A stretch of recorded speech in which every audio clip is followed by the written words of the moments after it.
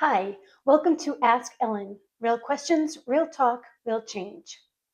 A couple of weeks ago, I talked about shrinking and how in different parts of our lives, women tend to shrink ourselves.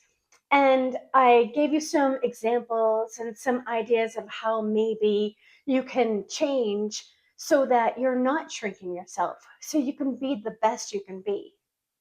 This week, I want to talk about how you can advocate for yourself so that not only are you not shrinking, but you're also bringing yourself up by speaking up in the right way for you, for the best of you, so that you can be happy with what's going on in your life instead of quietly being upset and no one even understands what you're thinking or how you're feeling. Let's get into it. Advocating for yourself does not mean being difficult, and it doesn't mean being aggressive. It simply means recognizing your needs and letting other people know how you're feeling. It's a way for you to show yourself and others that your voice and what's important to you truly does matter to you. The funny thing is that a lot of people, a lot of women are not taught how to be an advocate for themselves. They're actually taught to, be nice. Just try not to ruffle feathers. Hey, you don't want to come off as being a bitch, do you? And these things keep us quiet. These things keep us reserved. This way of thinking doesn't help you support yourself. It doesn't help you be the person you want to be and live the life that you want to live. Again, when you shrink yourself or you don't advocate for yourself, you start to disappear and you start to forget that you're important too. One of the most common places where we tend to struggle with advocating for ourselves is in relationships with friends, with partners, with family, even with coworkers. You laugh something off, even though something may have hurt your feelings.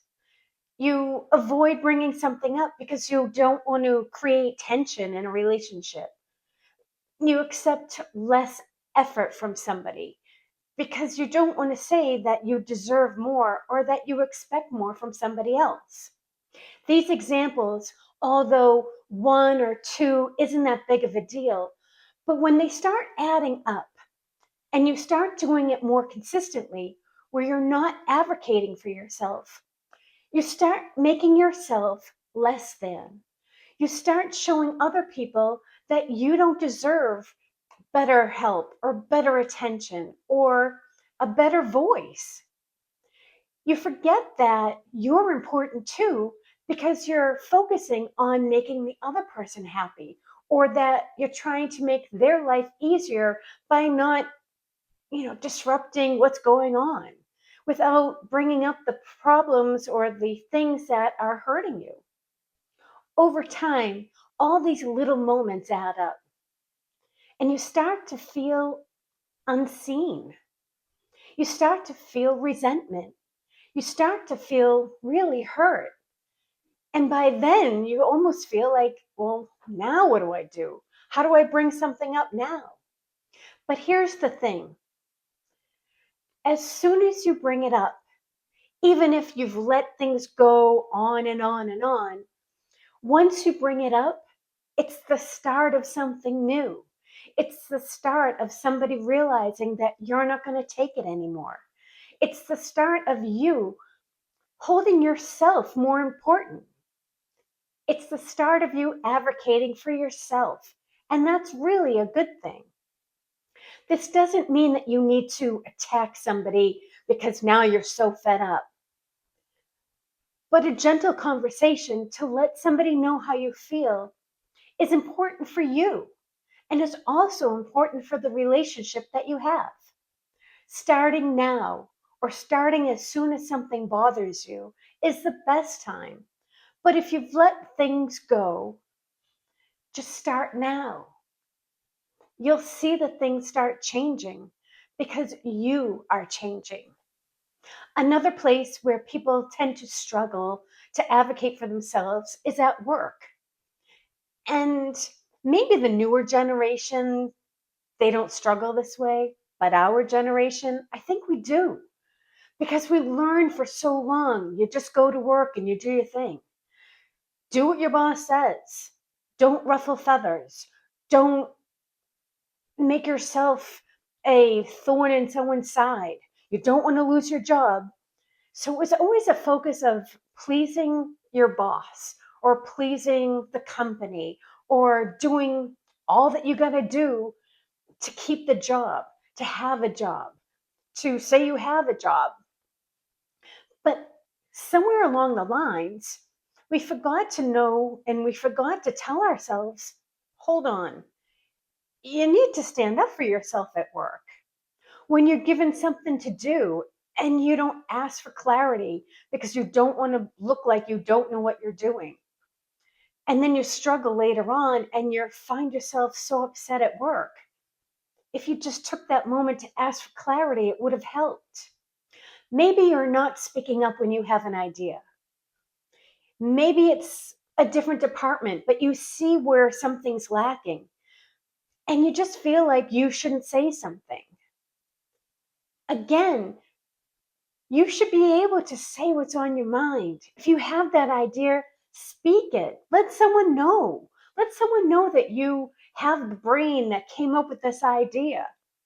It's okay to show other people that you're smart. It's okay to let other people know that you're thinking about the company in a different way.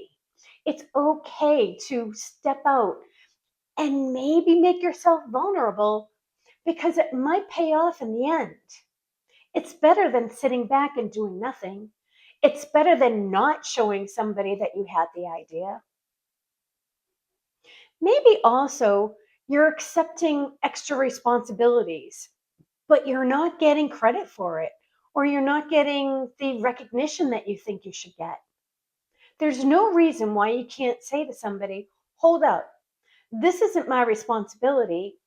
I don't mind doing it, but hey, you need to let my boss know that I'm doing extra work for you. Or when you have your review, mention, hey, I said, or I did, or this came up, or a lot of times during our review, we sit back and we just listen to what our boss has to say about how we are, what we did, how important we are. And you just get their point of view. Don't forget during that review process, you get a chance to say what you feel, how you feel about your boss, how you feel about your position, how you feel about what your responsibilities are. Remember, it's a two-way street at a work environment. It's a two-way street in your career. You need to be able to advocate for yourself. You need to be able to take responsibilities for the things that you do and let other people know how good you are and what you are doing. There's nothing wrong with tooting your own horn if that's what you're doing, because you are the most important person to you and should be. And you should stand tall and you should be proud of the work that you do. And if you're not being recognized for the work that you do, it is okay to step up and demand, or say in a better words, and expect that same respect back from your employer. The third place that I feel that women tend to not advocate for themselves is in a doctor's office. And this is where I think, okay, you've probably heard about stepping up and being stronger in a relationship, or when you're at work, you should, make sure your boss knows that you're important. But oftentimes we forget that we need to advocate for ourselves in a doctor's office, in the doctor setting. I'm sure most of your parents brought you up the same way that I was brought up. And that is, when you go to the doctor, your doctor tells you to do something, you do it. That was it. That's what you were taught. You were taught that the doctor knows best. Not you, not even your parents, actually, but the doctor. But far too many times, and I can say it in my own personal experience, far too many times, the answers that you're getting from your doctor may not really line up with how you're thinking. Or better yet, you don't even understand what they're saying. They start to rattle off some information, and you're thinking, whoa, whoa, whoa. But the problem is, our doctor appointments that we have now are so short. You really need to make sure they understand what's going on. What are they saying? What's going on with me? I think the best thing you can do before you see any doctor about anything that's happening in your life is to really figure out why you're seeing the doctor in the first place. Sure, you're putting a lot of responsibility on yourself, but this, in the long run, will help you when you're at the doctor's. So, what's going on in your life? What's happening? If you have this, that, the other thing going on in your life, you're not feeling this way or that way, or however it is, what is the problem? You need to let the doctor know everything that's going on. You need to be concise. When you do your homework before your appointment, when you get there, you'll be more concise. When you get there, you'll be more direct. And when you get there, you'll be able to accomplish what your task is, why you're there, and get the answers that you need. Now, if after you've done all your homework and you've been direct and you said everything to your doctor, if they say something that doesn't make sense, you need to let them know that this doesn't make sense. Or if you don't like what's being said, you need to actually stand up for yourself and say, I think I need another opinion. Can you recommend somebody else I can talk to? This doesn't make sense. Why would this happen when I think this should happen? Whatever it is that you're confused about, you need to let the doctor know. This way you can stay informed, but you can also be in control of what's going on with you. If you just sit back and take the medication that they gave you, even though you think that's not really the direction you should be going in, you're letting something else or someone else control your life. You know your body. You know what's going on. So if something doesn't feel right, you need to let the doctor know. You always need to be an advocate for yourself when it comes to your doctor's appointments.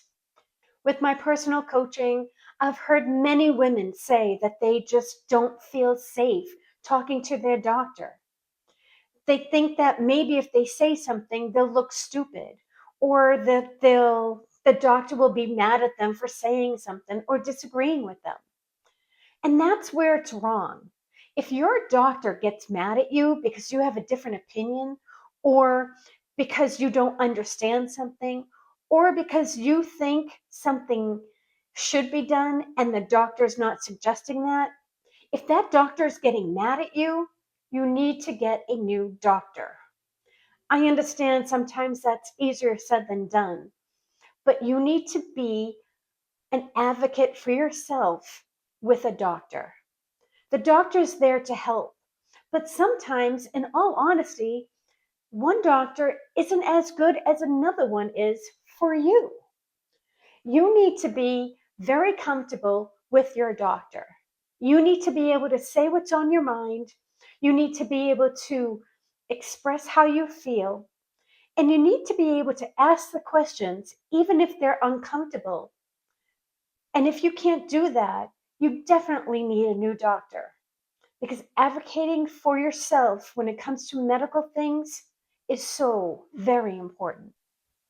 Advocating for yourself does not require a loud voice. It doesn't require you getting really mad and yelling and screaming. It doesn't require confrontation. Advocating for yourself simply means you're letting your voice be heard. Advocating for yourself means that you're not going to sit back and just take it, but you're going to ask the questions. You're going to expect more. You're going to want more. You're going to make yourself a priority. You're going to make sure that your relationships work both ways, that at work, you're acknowledged for your accomplishments, that you're acknowledged for what you do. And the most important, because I don't think women do it enough, that you're going to advocate, that you're going to speak up at your doctor's appointments so that you get the care that you need, that you get the care that you want, and that you also get the care that you deserve. Stand up for yourself. You're the only one that can do it. You know where it's lacking. You know where you're feeling small. You know where you're being too quiet. Make this the year that you step up. Make this the year that you decide that you're the most important person to you. Be strong. Be kind. And you'll have a much happier life. Is there a place in your life that you need to advocate just a little bit more? Let me know in the comments. If this video sparks something inside you, maybe you can share it with a friend or give it a like. My name's Ellen. This is Ask Ellen. Real questions, real talk, real change. I'll see you in the next one.